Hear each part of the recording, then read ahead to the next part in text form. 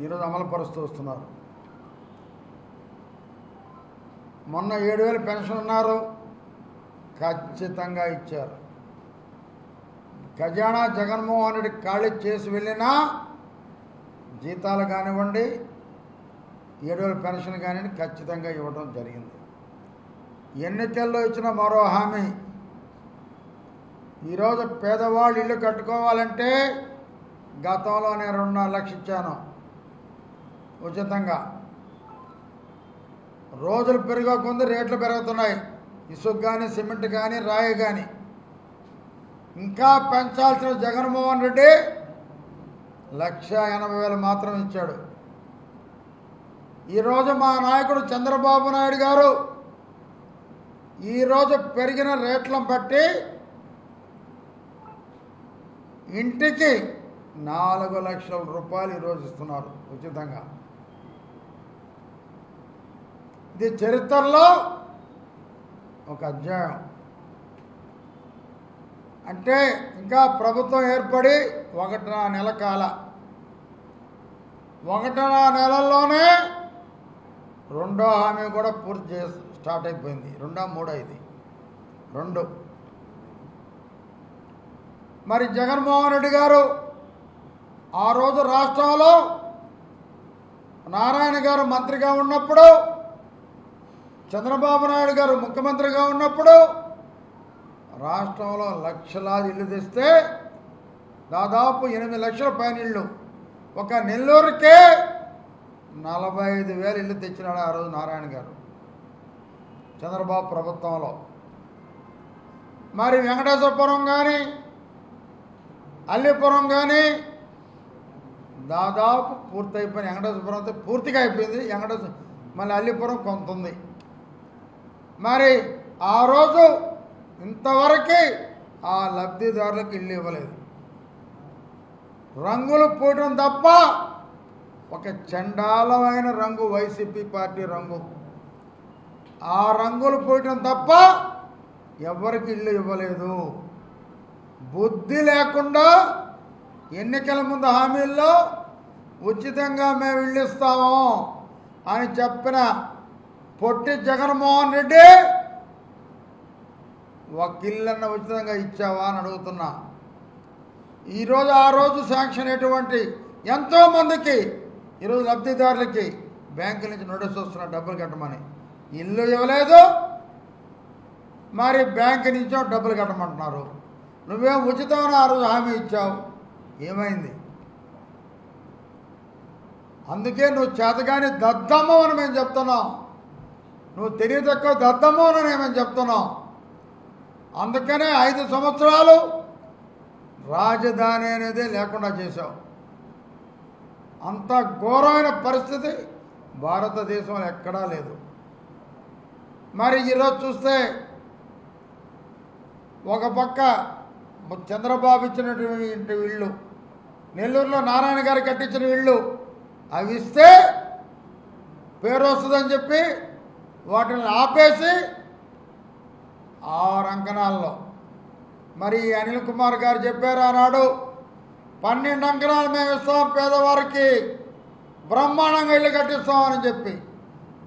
మరి ఏమైందో తెలియదు కానీ 6 అంకణాలు ఇల్లు కట్టారు.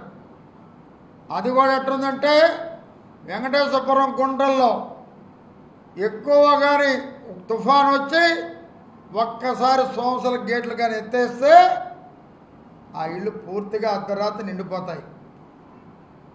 వందలాది మంది చనిపోయే ప్రమాదం ఉంది.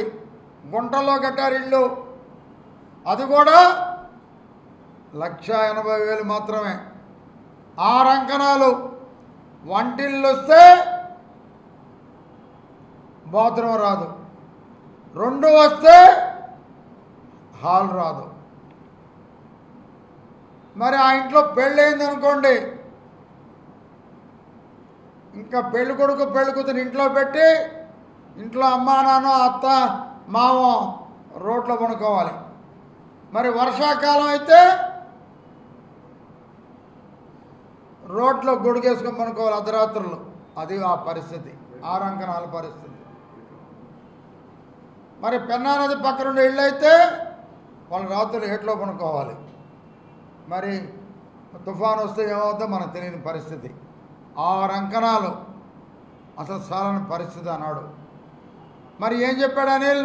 12 అంకణాలు ఇస్తాడు. ఈరోజు మా చంద్రబాబు ఎన్నికల్లో ఏం చెప్పాడు? పట్టణాల్లో 12 అంకణాలు ఇస్తాను, పల్లెల్లో 18 అంకణాలు ఇస్తాను అని మగాడుగా చెప్పడం జరిగింది ఈరోజు మా చంద్రబాబు నాయుడు గారు. వాటికి కూడా 4 లక్షల రూపాయలు ఇల్లు కట్టుకోవడానికి ఇస్తాము, కేంద్ర అసరాతో అని చెప్పడం జరిగింది.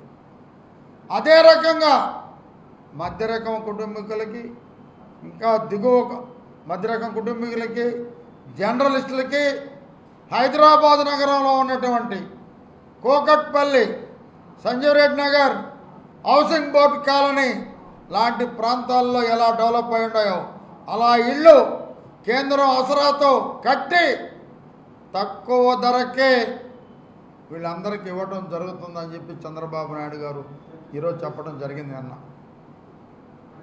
ఇది భారతదేశంలో ఏ ముఖ్యమంత్రి కూడా ఇంతవరకు చెప్పిన దాఖలాలు లేవు. అది ఒక్క చంద్రబాబుకే దట్టి చంద్రబాబు. మరి ఈరోజు చూస్తే నిన్న కాక మొన్న వచ్చిన ప్రభుత్వాన్ని మేము ధర్నాలు చేస్తాం, రాష్ట్రపతి పాలన విధించాలి, ఇది ఒక కులానికి సంబంధించిన పార్టీ అని అభాండాలు వేస్తూ మరి జగన్మోహన్ రెడ్డిని నమ్మే పరిస్థితిలో ఎవరూ లేరు. ఇంకా జగన్మోహన్ రెడ్డికి రాజకీయ ఫ్యూచరే లేదు, ఆయన నమ్మి వచ్చేవాళ్ళు లేరు. ఎందుకంటే చెప్పిన హామీ తప్పకుండా 1 by 1 చేసుకుంటా వచ్చే వ్యక్తి ఎవరంటే చంద్రబాబు నాయుడు గారు. ఆయనలో ఒక అనుభవం ఉంది. ఆయనకి ఒక టెక్నాలజీ ఎలా చేయాలో, ఈ రాష్ట్రాన్ని ఎలా అభివృద్ధి పరచాలో, రాష్ట్రానికి ఆదాయం ఎలా తేవాలో తెలిసిన ఏకైక వ్యక్తి ఈ భారతదేశంలో ఒక చంద్రబాబు నాయుడు గారు మాత్రమే. మరి ఆయనకి ఒక తెలివి తక్క దద్దమ్మ జగన్మోహన్ రెడ్డికి మధ్యన పోటీ అని అడుగుతున్నా. ఢిల్లీలో 1.5 నెలలకు ధర్నా కూర్చున్నావు, రాష్ట్రపతి పాలన పెట్టమన్నావు. అసలు నీ మానసిక పరిస్థితి బాగుందా? నేను చెప్తున్నాను, సజ్జల రామకృష్ణారెడ్డి, విజయసాయి రెడ్డి, మా భారతమ్మ, ముందు నీ భర్తను మీ అందరూ తీసుకెళ్ళి మెంటల్ హాస్పిటల్లో పెట్టండి. కనీసం ఒక సంవత్సరాన పెట్టండి. పూర్తిగా పిచ్చి పెట్టిపోయింది. ఏం చేస్తున్నాడో తెలియదు, ఏం మాట్లాడుతున్నాడో తెలియదు. ఇలాగ చంద్రబాబుని ఈరోజు క్యాష్ ఫీలింగ్లు తేవాలని చెప్పి రాష్ట్రంలో తయారు చేస్తున్నాడు. ఆయన ఎవ్వరు రెట్లకి ఏం చేసిందే లేదు. కొద్దిమంది రెట్లకు మాత్రమే, తన సొంత మనుషులు 10 మందికి మాత్రమే చేసింది, ఎవరికి చేయలే. అందరూ మొన్న ఓట్లు వేయబట్టే ఇన్ని సీట్లు ఈరోజు చంద్రబాబు నాయుడు గారికి వచ్చాయి.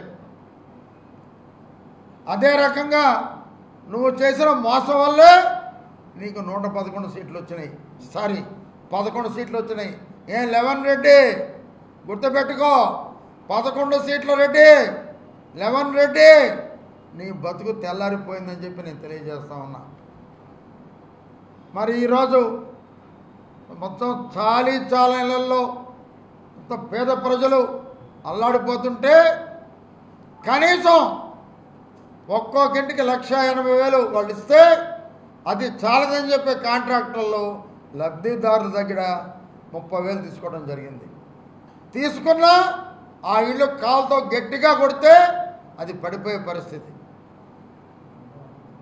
మరి ఈ రోజుకి 1,80,000 లబ్ధిదారులకు ఇవ్వలేదు. మా నాయకుడు ఏం చెప్పాడు చంద్రబాబు నాయుడు? ఎవరైనా సరే, ఏ పార్టీ అయినా సరే లబ్ధిదారులకు వెంటనే డబ్బులు చెల్లించమని నేను ఆదేశించడం జరిగింది. అంటే మా నాయకుడు ఒక పార్టీ అని చూడటంలా. మరి మీరైతే మేము కట్టిన ఇళ్ళు మొత్తం పేదోళ్ళకి ఇవ్వలేదు, మరి మేము కట్టిన ఇళ్ళు ఎవరికి అందజేయలేదు, కొరవ పూర్తి చేయలేదు. రంగులు మాత్రం వేసుకున్నారు. అది మీరు చేసిన పని, కోట్లాది రూపాయలు పెట్టి. ఈరోజు ధైర్యంగా చెప్తాడు చంద్రబాబు నాయుడు గారు, రాష్ట్రంలో